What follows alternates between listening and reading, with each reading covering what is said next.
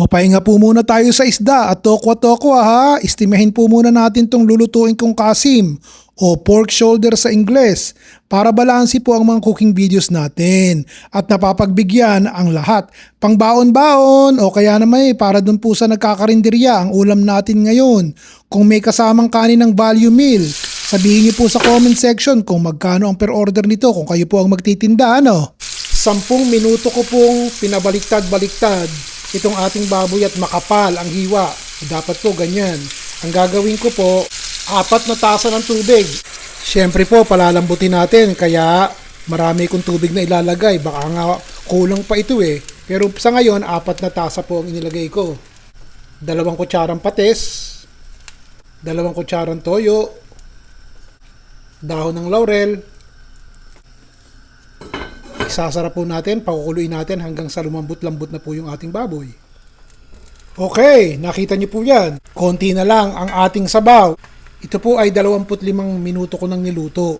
Isasalin po muna natin yung ating malambot na baboy sa tasa.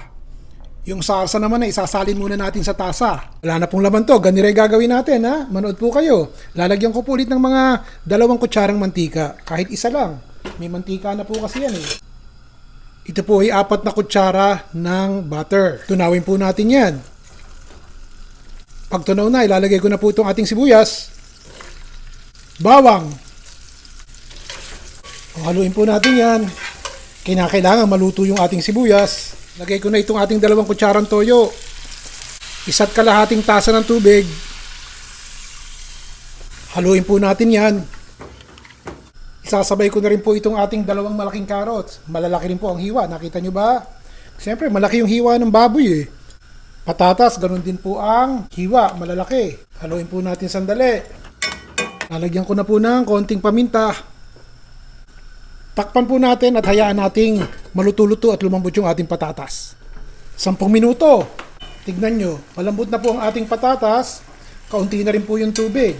Ito po gagawin ko. Nakita nyo naman, tinanggal ko po yung mantika nitong ating pinagpakuluan kanina. Para hindi masyadong mamantika. Ilalagay ko na po. O ngayon na po ha. Ilagay nyo po sa comment section kung taga saan kayo at pag nabasa ko, ma-shoutout na po kayo. May isang latang maliit ng kabute. Luto na po ito eh. Ilagay na rin natin. Tinanggal ko po ang tubig. Haluin po natin yan. Tapos ito po ilalagay natin. Isang lata. Kung wala pong cream of mushroom, yun lang pong all-purpose cream. Okay na rin po. Katamtaman lang. At haluin natin. Ilalagay ko na po itong ating malambot na baboy. Haluin po natin yan. O yan po, napagbigyan na natin ha. Baboy-baboy naman ngayon. Pambaon-baon o kaya naman dun sa mga nagtitinda sa karinderya. Basta mag-comment po kayo. Magkano per order nito na may kasamang kanin. Ilagay na po natin panghuli yung ating green bell pepper. At kung meron po kayong red bell pepper, ilagay nyo na rin po. Takpan. Patayin natin ang apoy at hayaan nating maluto yung siling berde ng natitirang init dito sa loob ng ating kawali. Sana po'y magustuhan nyo. Salamat po. Susunod ulit, Ron Bilaro po.